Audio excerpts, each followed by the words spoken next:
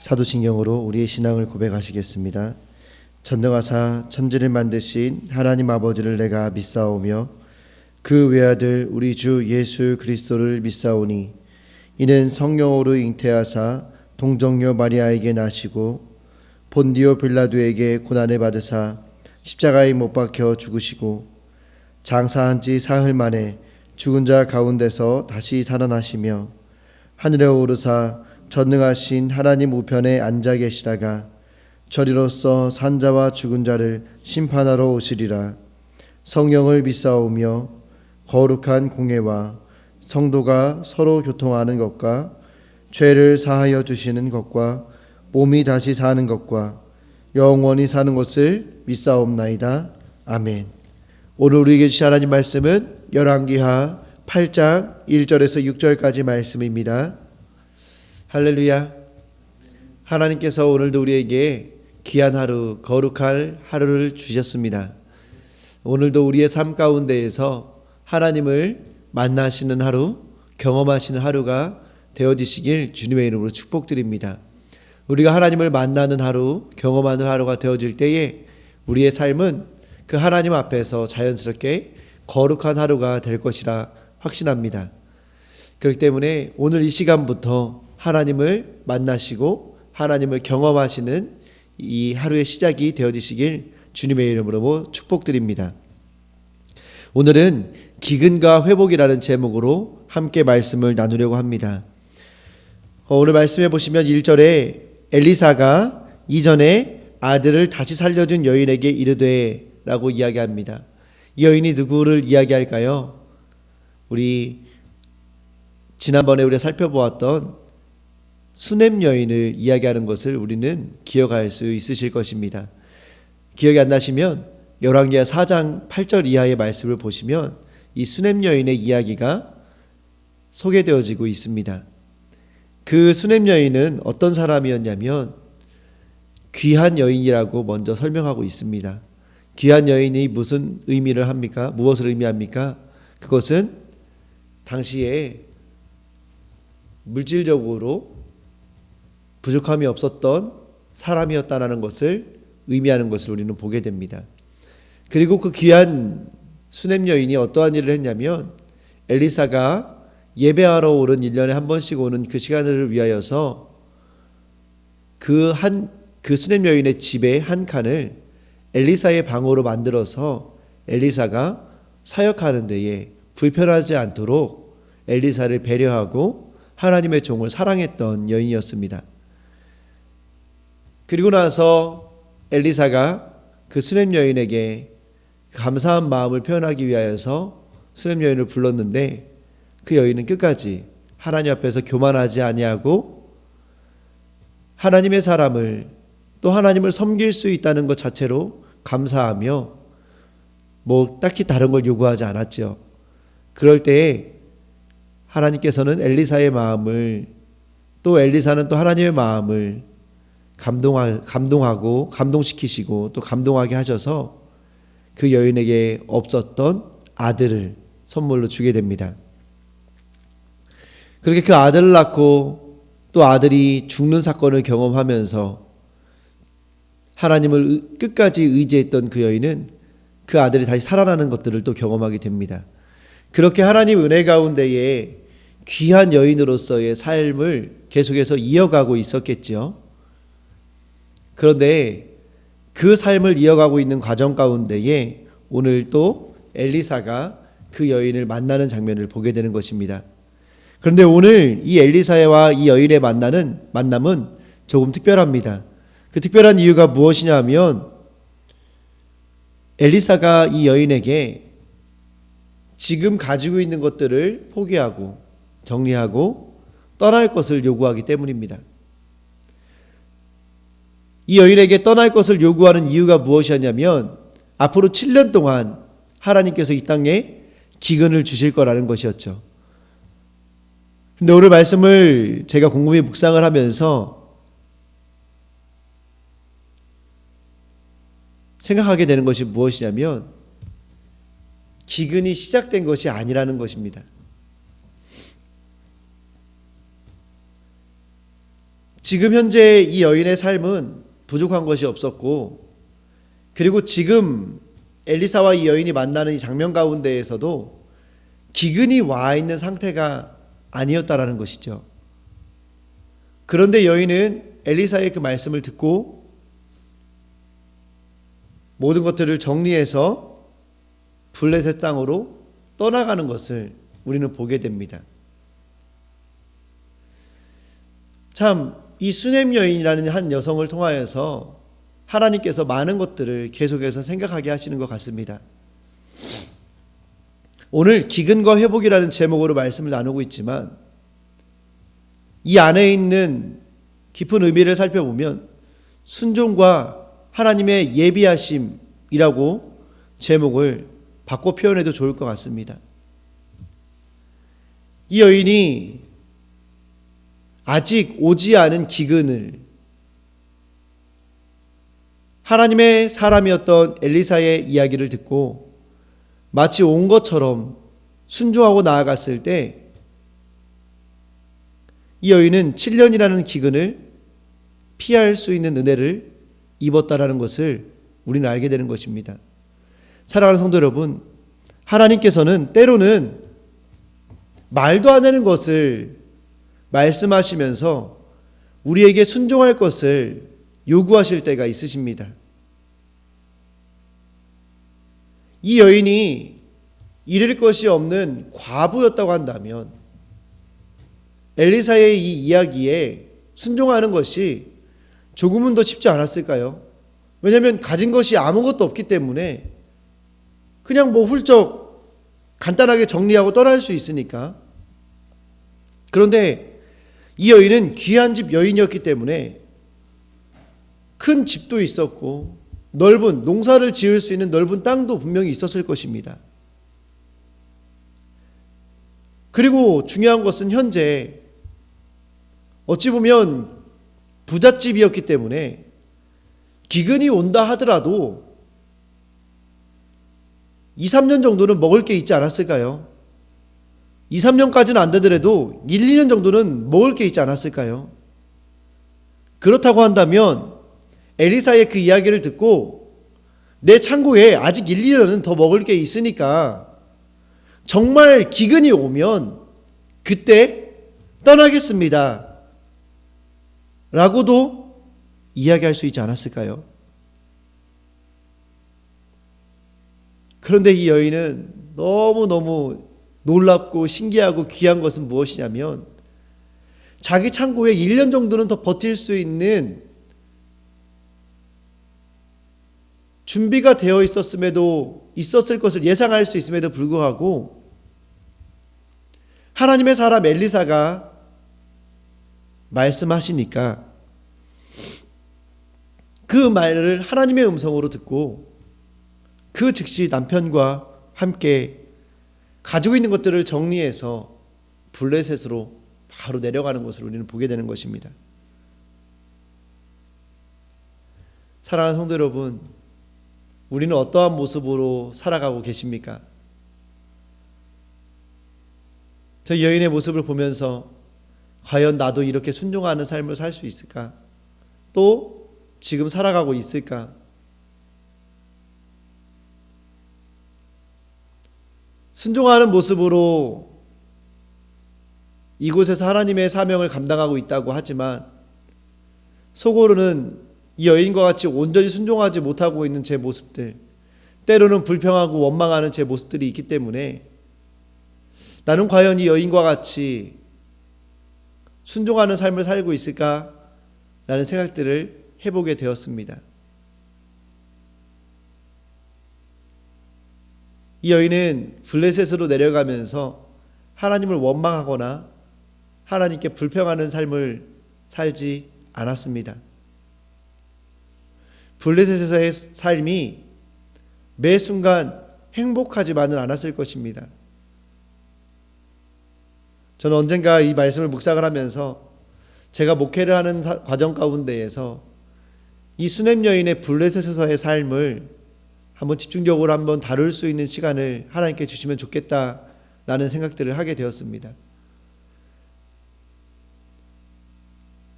수냄 여인은 블레셋에서의 삶 가운데에서 하나님을 원망하거나 불평하지 않았다는 것이 오늘 말씀에 등장하지 않기 때문에 저는 그렇게 말씀을 드리는데 너무나 소중한 사실이라고 저는 생각이 됩니다. 우리는 하나님 말씀에 순종하는 것 같은 삶을 살아가다가도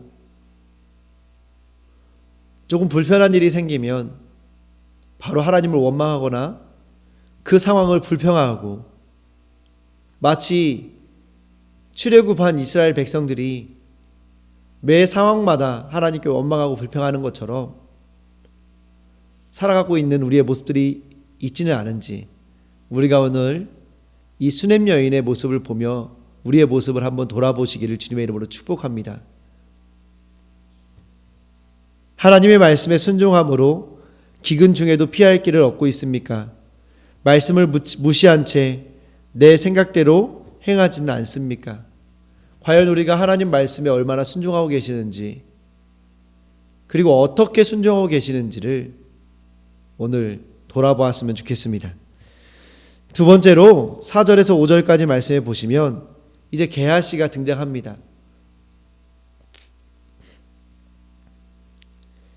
7년이 지난 이후에 여인이 아직 수냄 땅으로 돌아오기 전에 게하시 엘리사의 종이었던 사환이었던 게하시가 왕을 만나고 있습니다.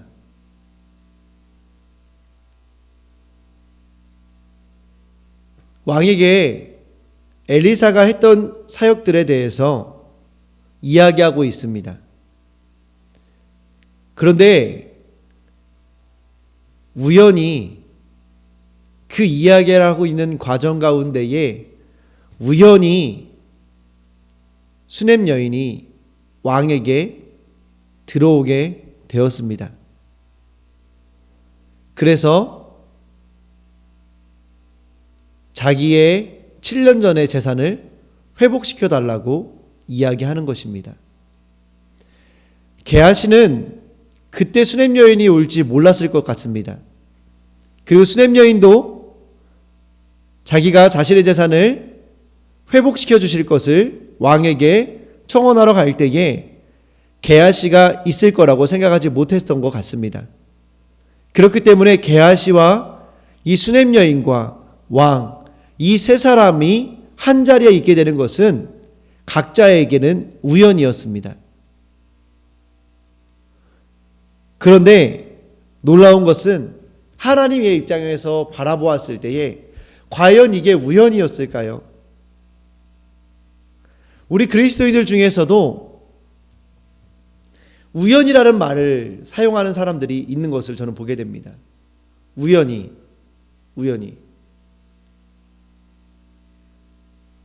하나님을 뺀 우리들의 생각 가운데에서는 우연이죠. 하지만 하나님 입장에서는 우연이 없다라는 사실을 믿으시길 주님의 이름으로 축복드립니다. 할렐루야. 오늘 등장하는 이 사건도 게하시가 볼 때, 수냄 여인이 볼 때, 왕이 볼 때는 우연이었지만 하나님은 하나님 말씀에 순종한 이 수냄 여인을 위하여서 미리 게하시를 통해서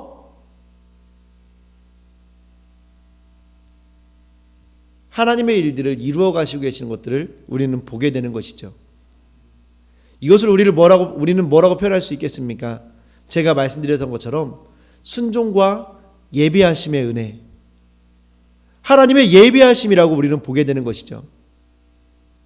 하나님은 순종하는 사람에게 예비하심의 은혜를 허락하십니다. 할렐루야. 우리가 하나님 말씀에 순종하며 나아갈 때에 하나님은 우리의 일을 하십니다. 그렇기 때문에 이 수냄 여인이 여러 가지로 설명하지 않아도 오늘 4절부터 보시면 그때의 왕이 하나님의 사람의 사환 게하시와 서로 말하며 이르되 너는 엘리사가 행한 모든 큰 일을 내게 설명하라. 이게 무엇을 의미합니까? 게하시가 먼저 찾아가 가지고 왕이시여 엘리사가 이런 일을 했습니다 라고 이야기하는 것이 아니라 왕이 먼저 게하시를 불러서 엘리사가 행한 일들을 듣고 싶어 했다라는 거예요. 이게 정말 중요하지 않겠습니까? 엘리사의 사역이 왜 이날 갑자기 궁금했을까요? 그리고 왜 이날 갑자기 여인이 왕을 찾아왔을까요?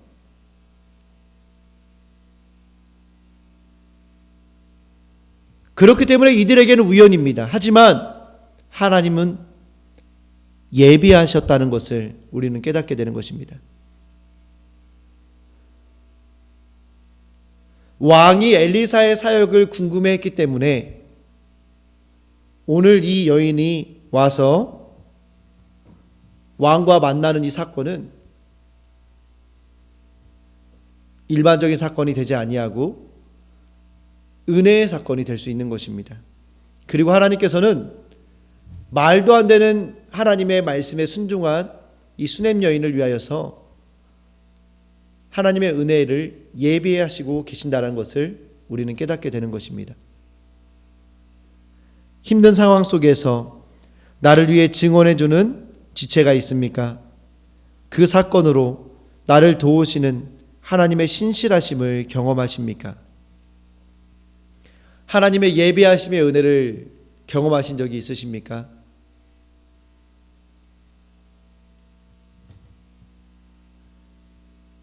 그 하나님의 크신 은혜가 언제였는지, 혹은 지금 하나님께서 예비하심의 은혜를 우리에게 주시고 계시지는 않은지, 하나님의 그 은혜를 다시 한번 우리가 회상해보는, 돌아보는, 묵상해보는 오늘 하루가 되어지시길 주님의 이름으로 축복합니다. 그래서 오늘 하나님의 은혜 가운데에 감사가 넘치는 하루가 되어지시길 주님의 이름으로 축복드립니다. 마지막으로 6절 말씀에 보시면 여인의 모든 재산이 회복되는 것을 보게 됩니다.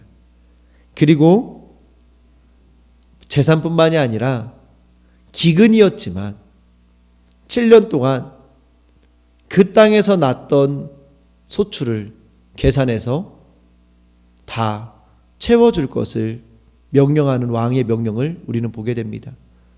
이게 하나님께서 하시는 일이십니다.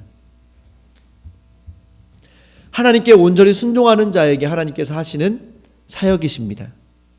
하나님은 하나님이 채워주실 때에는, 하나님께서 회복시키실 때에는 눈에 보여지는 것만 회복시키시는 것이 아니라 우리 안에 있는 모든 것까지 회복시키십니다.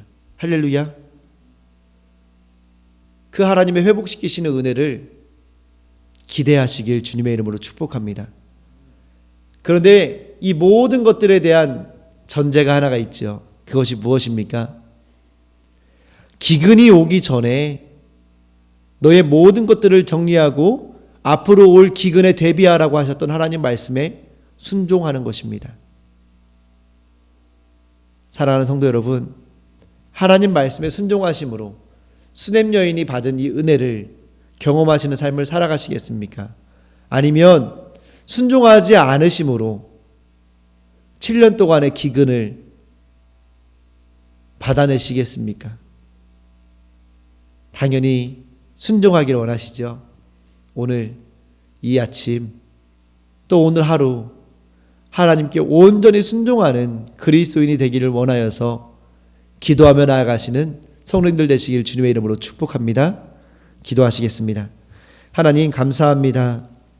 오늘 기근과 회복, 순종과 예비하심이라는 제목으로 함께 말씀을 나누게 하심을 감사합니다.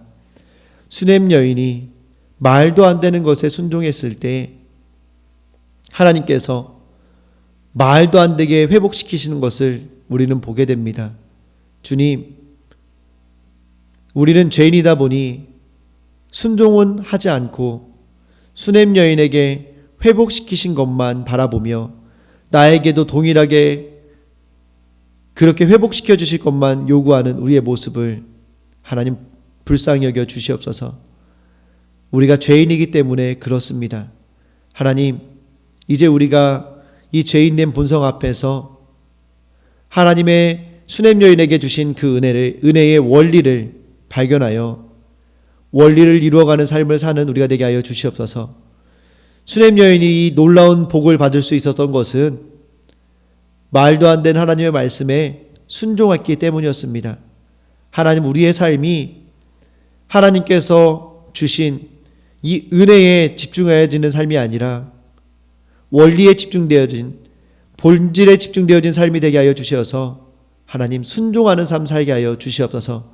오늘 하루 우리가 순종해야 될 것이 무엇인지 돌아보게 하시고, 또 내가 순종하지 못하는 나의 조건이 무엇인지를 돌아보게 하셔서 그 모든 것들을 하나님 앞에 정리함으로 하나님 앞에 수냄 여인과 같은 온전한 순종을 드리는 우리들의 삶이 될 수 있도록 인도하여 주시옵소서. 축복의 통로의 삶이 되어지길 원합니다. 하나님의 꿈을 이루는 그런 교회가 되어지길 원합니다.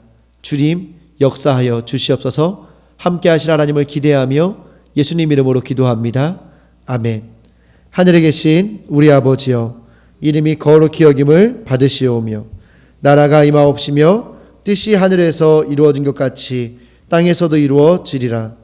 오늘날 우리에게 일용할 양식을 주옵시고 우리가 우리에게 죄 지은 자를 사하여 준 것 같이 우리 죄를 사하여 주옵시고 우리를 시험에 들게 하지 마옵시고 다만 악에서 구하옵소서. 대개 나라와 권세와 영광이 아버지께 영원히 있사옵나이다. 아멘. 오늘도 기도하시며 하나님 주신 은혜를 기대하시기를 주님의 이름으로 축복합니다.